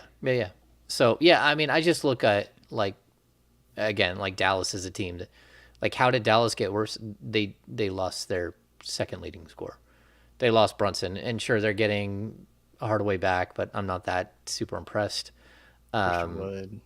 Yeah, I don't love Christian Wood for them, because you need too much out of Christian Wood, and he's never been able to prove that he's a good player on a good team. Yeah, he's always just been a good player on a bad team, put up stats on a bad team. Okay, let's hit this really quick. Where does Keegan Murray finish Rookie of the Year? Second. Ooh, that's a really good question. Not first is my answer. You don't think he can get first? I think he can. But if you're making me predict, I think he totally can. I think it's a coin flip if he gets it. But if I'm guessing Paulo. Yeah, no, if I'm betting, I'm guessing Paulo.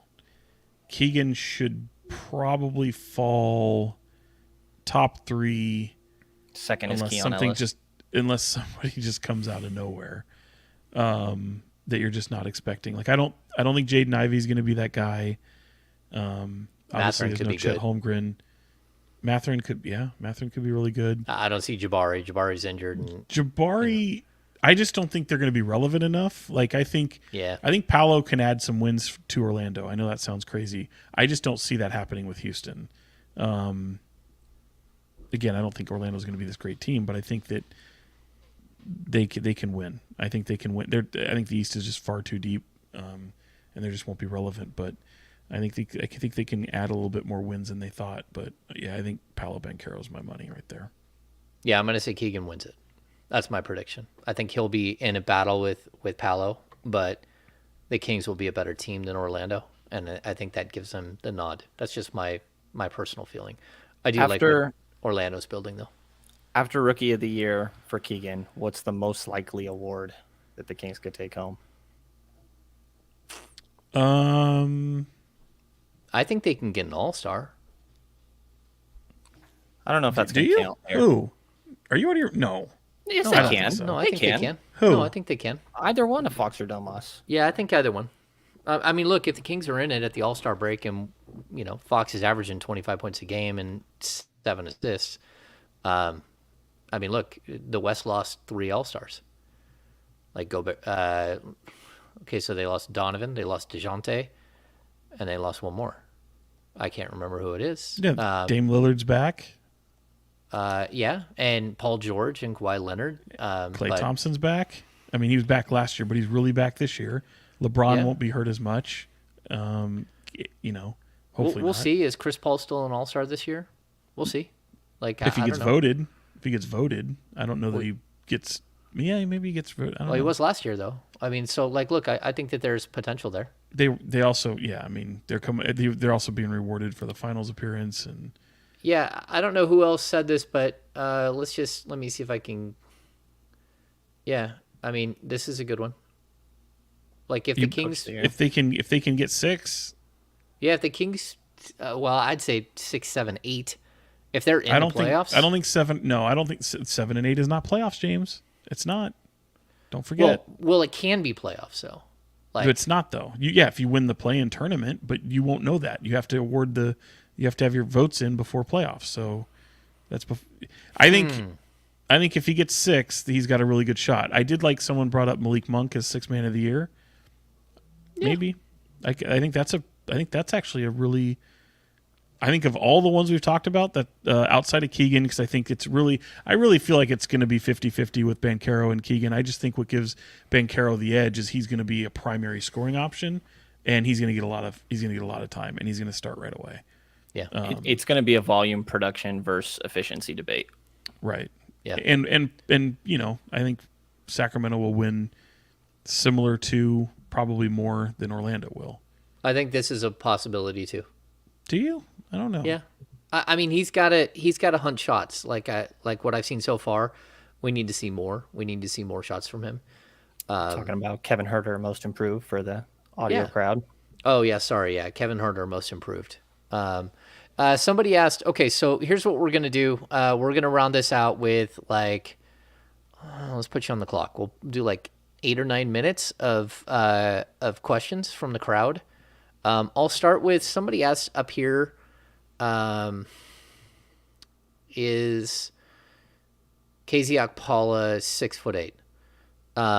I went back and looked, and at the combine, KZ Okpala measured in at 6'7" without shoes and 6'9" and I think a half with some shoes, with some, like, I don't know what he was wearing, but like he went in there with some like clogs or something, or some like corrective shoes, some giant shoes. He's legit 6'7" without shoes. He's probably 6'8.5" with shoes. Like, to me, he's right there, the same size as Mo Harkless, maybe a little bit bigger. But like, yeah, he also could like untie your shoes standing up, like from across the room. Yeah, I mean, the dude's got like a 7'2" wingspan. Keon Ellis. Yeah, he's basically 6'8". 6'8.5". I don't know. What else you guys got for questions? Huerter is going to be the Peja of this generation. I'm going to say no. Would that be Steph?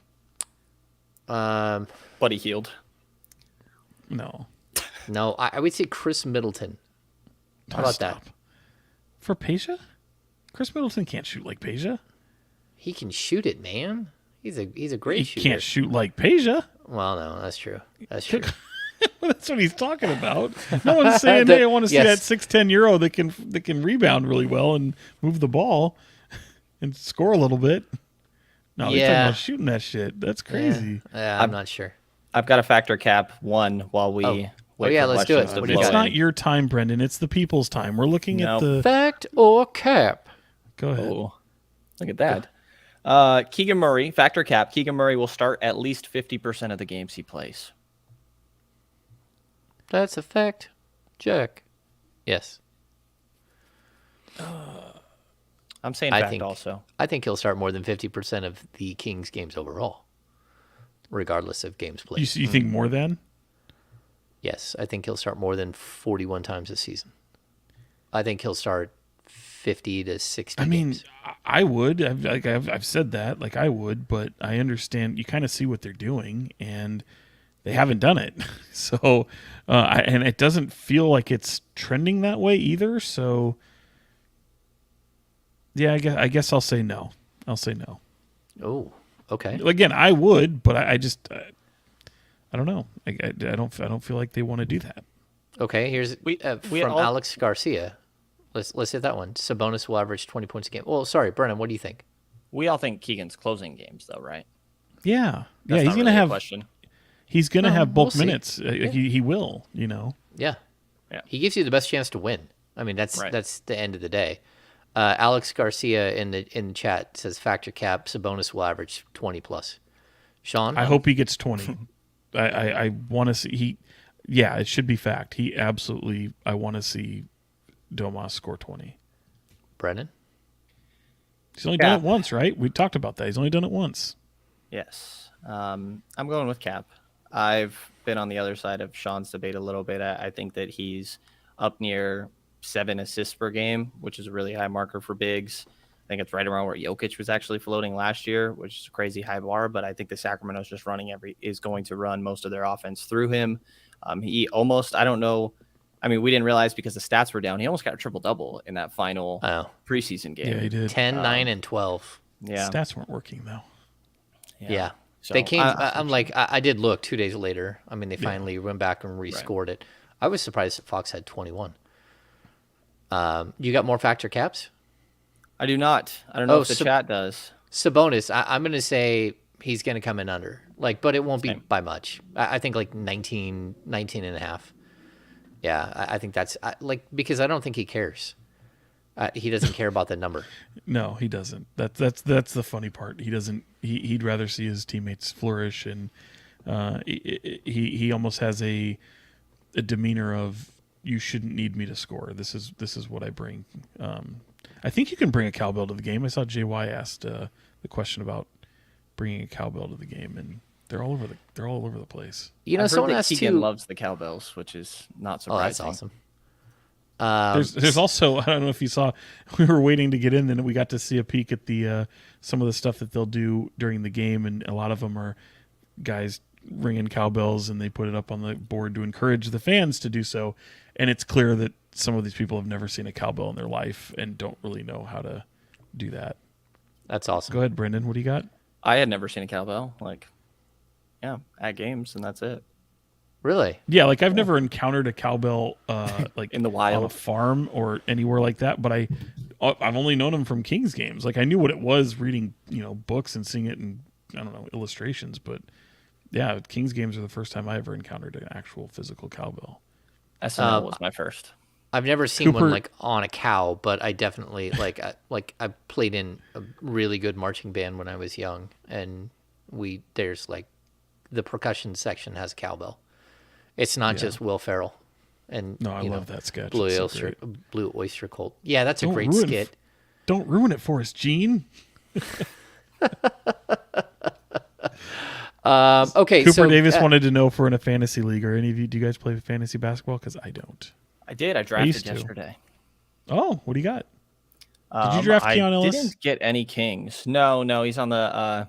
I might pick him up one week when he has a lot of games, But no, I think I came away with I didn't get any Kings. I wanted to get Domas. In my mind, Domas is the fantasy leader of this Kings team, even though I think De'Aaron can score decently. I think came away with Steph, Tatum. Those are my top two, and I'm forgetting who else off the top of my head, but came out all right. Do you do fantasy basketball, James? I hadn't played in years and years and years and years and years. I don't even know the last time. Probably 2 decades last time I played. And I had some of the old Sacktown royalty guys asked me to play in their league, and I asked my son if he would split it with me, and he said yeah, because my son plays. And so yeah, I did a draft on Sunday night. And again, I haven't played forever, and it's a keeper league, and my keepers weren't great. And they were already set, so it was Van Vliet, Middleton, and AD were my 3 keepers. So We did our best, but we'll see how it works out. I'm not super like. Again, I don't have time to pay attention to it every day, so my son will have to do a lot of the heavy lifting.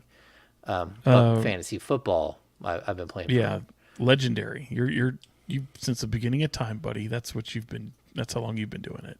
Yeah, with this is my my homies. 33rd year. Yeah, so That's crazy. Will W, James, and me, and I would ask Brenden too. Favorite player or coach to interview over the years?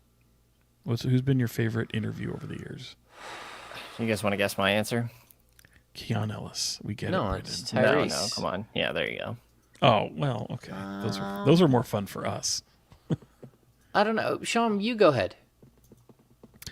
Oh man. Oh, I know you're gonna say Ron Artest. Yeah, Ron was probably my favorite. Ronnie's my favorite. I'll give you a couple others. Chris Webber for sure. Every time I talk to Webb, it's just good times. And then one outside of the NBA, Will Clark. Will Clark, absolutely. Oh, interesting. Yeah.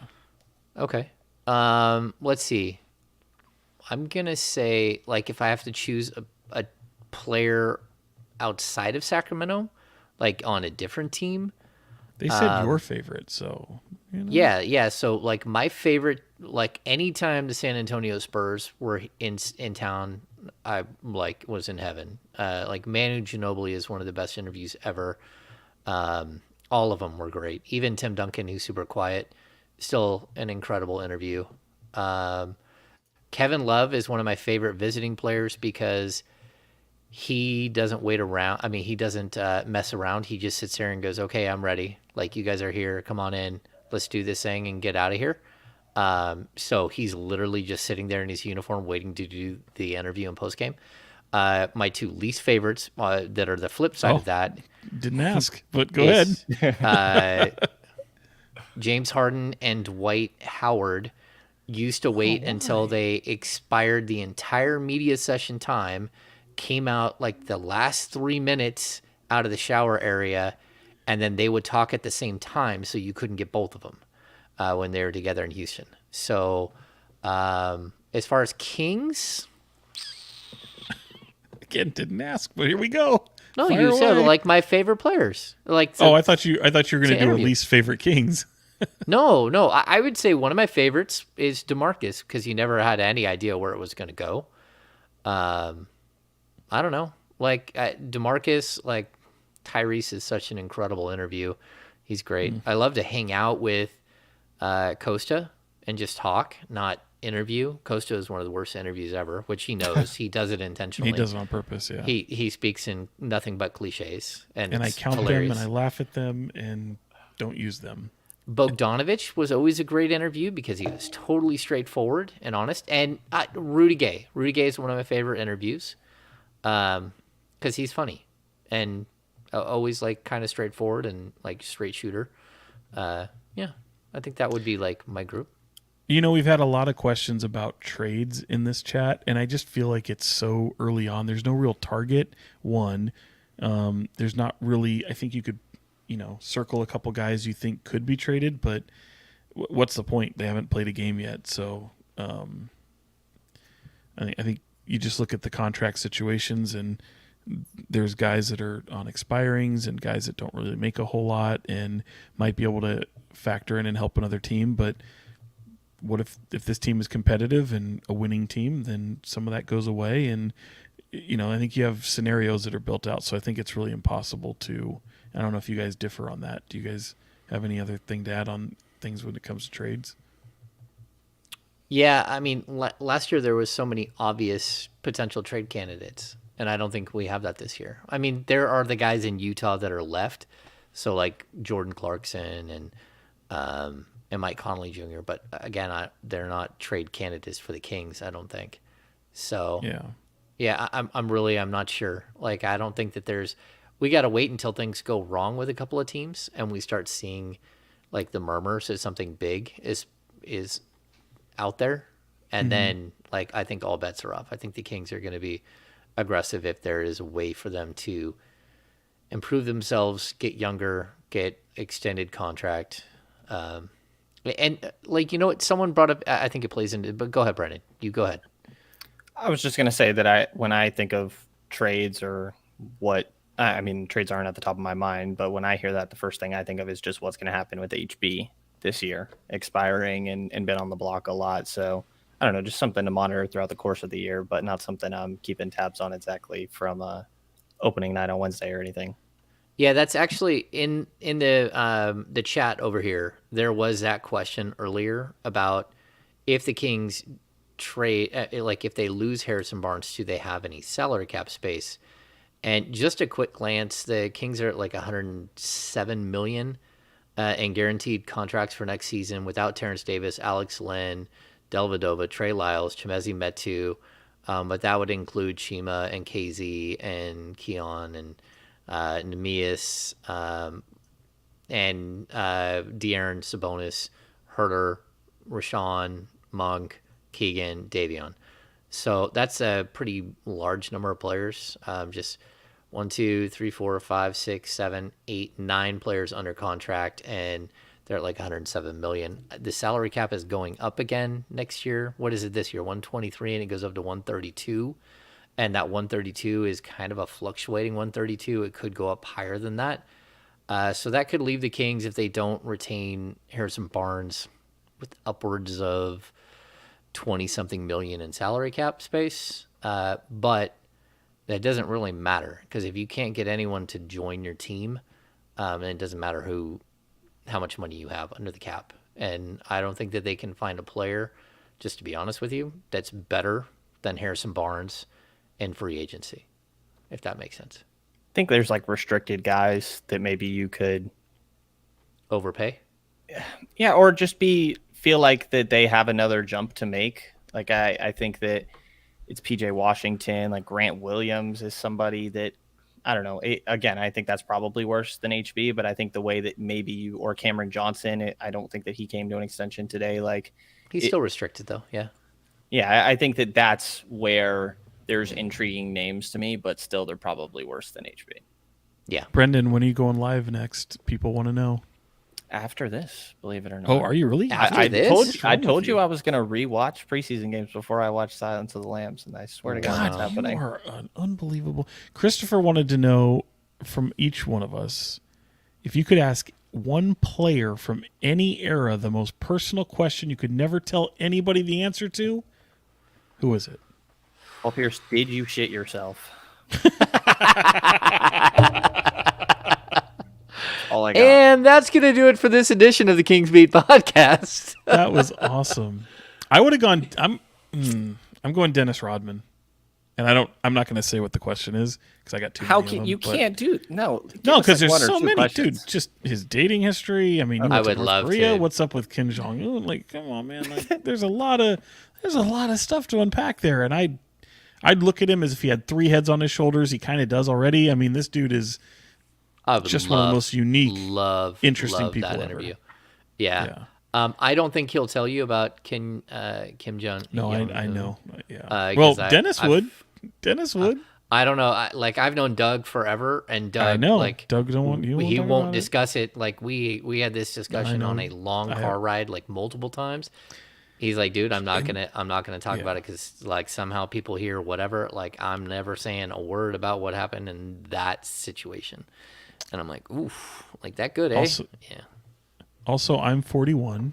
Since people asked, do we have new assignments for Brenden? Yeah, Silence of the Lambs. There's several on the back burner. And Memento. He's got to watch Memento. Oh yeah, Memento. Yeah, definitely Memento. That's a good one. I have Life. I have Heat. Frailty. That's what someone brought up in here. Oh, that's the Matthew McConaughey movie. That is a good movie. Yeah, that's a good one. That's a good spooky one too. Yeah.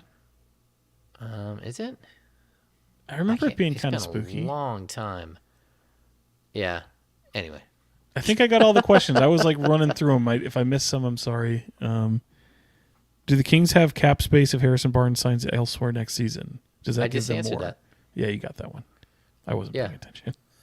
I don't know if we got that one. What's my? What are the odds Davion is on the team 2 years from now? I don't know. Is that one of those unanswerable questions? Like, Who's here 2 years from now? Right. Keegan. If I were probably. making a bet, I would say no. Oh yeah, okay. I don't James, know. No fun, James. No fun, James. Yeah. Why do people want to give me a nickname? What is Sean? It's kind of Because- short and because sweet and of- to the point. because- You have Brenden- to keep up. You have to keep Saucy up. Sean, yeah. Sean is a pretty good one, Megan. I like Saucy Sean. Well, People I- were looking I'm for names, pretty and I saw saucy. Swan Sean is what some people were riding The with. Seaninator. The Sean. That will not be happening. I like that they don't. Everyone spells my name right. That's nice of you. I mean, Brendan's gets butchered all the time, and it's sitting right in front of everybody. So I like that. Yeah. In the chat. Yeah. Da baby daddy. Doug went. What was his name again? I didn't hear you.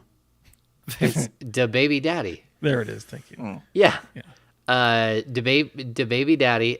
Sean went. I mean, Doug went to I did not go to the Baby North Daddy Sean. Korea with Dennis Rodman. What? Oh, Yeah. Yeah. Talk yeah. to you guys later. Well, that story, like, there's no story there. Yeah. You're There's not a gonna really get it. good documentary, and I forget the name of it. It's kind of a funny name. I think Showtime did it, but they had a crew with them when they went. So take a look at that if you can find it. Interesting. Kemba Okay. Walker is an interesting name. I want to see Kemba Walker play again. Yeah. Okay, so let's finish this up. I did not expect to go an hour and 45 minutes. it's Two been things. fun. Let's just take care of some business real quick before we do final thoughts. If you're still watching, thumbs up. Subscribe. Subscribe to the King's Beat, because Thursday night, this is going to be a busy week. We got tonight, Monday. We got practice tomorrow. We got opening night on Wednesday. On Thursday night, we have Off the Record with the King's Beat virtual happy hour part 9, The Analyst, with Katie Christensen. Katie Christensen is going to join us. And if you would like to hang out and chill and do the happy hour, you got to be a premium subscriber to the King's Beat. So go to thekingsbeat.com, pick up a premium subscription to the King's Beat, and that will get you an invite to the happy hour. Okay, let's do final thoughts. Brenden, what do you got? Just a friendly reminder to everyone to update your laptops out there before you have to do anything important. You bastard. That's all I got. It is a brand new computer, I will say, and someone did hit that right on the head. And I was sending you guys updates. It's been doing it a lot. Updates. It's pun brand intended. new. Why does it I have know, to keep it is updating? brand new. I have no idea. Something's not adding up here. Yeah, I don't know. Maybe I got hacked. I don't know what's Yikes. going Egads. on. My final thoughts. How about this? This Saturday is kind of a pretty big day. Obviously, there's a Kings game. We're going to have that here in Sacramento. But you also have the Sac Republic playoff game. And also, like, Playoffs. at 8 o'clock on national TV, how about Sac State football, ladies and gentlemen? Your undefeated Sac State Hornets. These guys are, like, really, really good. And Oh, they're it would be kind running of cool back. to see. Oh, Cameron Scatterbo? Yeah, man. Yeah, it's like Real in Tommy his Vardell. finest. Yeah, looks he's- like Mike He's Allstott. fun, man. He looked like that in high school too. That kid is. He had a. By the way, as someone who can't really grow facial hair very well, I'm also. People don't know this. Oh, I could see if they call me liar. I've got a lot of people they don't know. I am actually Japanese. I have Japanese in me, mixed Japanese and white, and facial hair just doesn't really treat us very well. So. I point that out because Cam Scatterbo had a full ass beard like Grizzly Adams when he was like a sophomore in high school. So I was very jealous of that because I couldn't even do that now as a grown ass man. So and also speaking of beards, I saw Jim Crandall, the former Fox 40 sports director, who I wish I had a chance to work with back in the day. I kind of worked with him a little bit at radio. We had that weekend show, but the legend was honored by Sac Joaquin section in high schoal, and dude has a absolutely beautiful gray beard. It's insane. Really? Yeah, man. I might have to Crandall put with that a on. beard. I might have to put that on social. But he was honored. He was put in the section's Hall of Fame. So good. He went in with Troy Taylor and Chuck Hayes, our friend Chuck Hayes, former King. I have King? one more factor cap for James alone. No, I cannot speak Japanese, DB. Go ahead. Factor cap Sean Cunningham is Japanese. Well, they're going to say Cap. Everyone else says Cap. It's absolutely true. No, it's a fact. absolutely Like true. I believe man. Sean. Yeah. No, I believe Biological Sean. father, lots of family drama. We can talk about it. Maybe we can make a podcast out of that. We'll have the Sean, a happy Sean hour Cunningham discussion. podcast. Okay, so yeah, it's super late. Thanks for sticking around. Again, it's going to be a busy week. We want to give you as much content as possible. Thanks for all the new subscribers. It's been a really fun couple of weeks. Lots of new readers. Make sure you're reading Brennan's stuff over at the King's Herald as well. Brennan's been doing a great job. This is a busy, busy time for all of us. We're trying to keep our head above water. I think, Sean, are you going on Sunday to Kings Going where? Warriors? So I have to be at Niners Chiefs, and I'll be there. And if we have the energy, I don't know. I don't know if I can get from Santa Clara to San Francisco by halftime. I just don't think it's going to be worth it. So probably not, but I might be down there. You never know. I'll definitely be at Niners Chiefs, though, because that's on our station, and that's going to kind of be the priority that day. But we'll see what happens. Okay, cool. Yeah, I think it is possible that we'll make a trip down and we'll actually catch that game down there. First or second? How many have you seen? You haven't been to Chase. You have been to Chase, Brenden. I've right? been to Chase. Yeah. Oh, I saw you at for fucking Cal Summer Classic. League. Sorry. Yeah. I forgot about that. Yeah. Yeah, I've been to My Chase bad. too. Yeah, I like it because they have beer locked up for us after the game. The little things. It is the little things. It is the little things. So, okay, final thoughts. Somebody asked me on Twitter. I'm just going to put this out there. Somebody asked me on Twitter about guidelines for going to games. And so I'll just make sure you hear it here as well. It is not required that you have vaccination. You do not have to show proof of vaccination to get into a game. It is recommended that you're vaccinated. It's even recommended that, especially if you have health concerns, that you wear a mask. The baggage stuff for the Kings for Golden One Center is still in effect, so do not try to bring some bag in there. You're going to get sent back to your car. But you do not have to show a negative test. You do not have to show your vaccination card to get into a game. So, like, I know I had someone asking me on Twitter. I just want to make sure we pass that information along. We'll have more news on Tuesday about Kevin Huerter, about Keegan Murray. We have no idea if either of them will play on opening night. I think if we polled the audience here between Sean and Brenden and myself, it would be 3 of us saying that we believe Kevin Huerter will play, and 3 of us saying we believe that Keegan Murray will not play in the opener. That can change pretty quick, right? Outside of that, thanks for tuning in to the Kings Beat podcast. We'll be back we're probably not going to do a pod on Thursday because we've got the happy hour. And I will be on with D'Lo and Casey during the day. But we'll probably be back on Friday if we can swing it. So thanks for tuning in for Fox 40, Sean Cunningham, and the Kings Pulse podcast, Brenden Nunes. Are you okay? Did that hurt? I am James Ham, your Kings Insider for ESPN 1320 on the Kings Beat.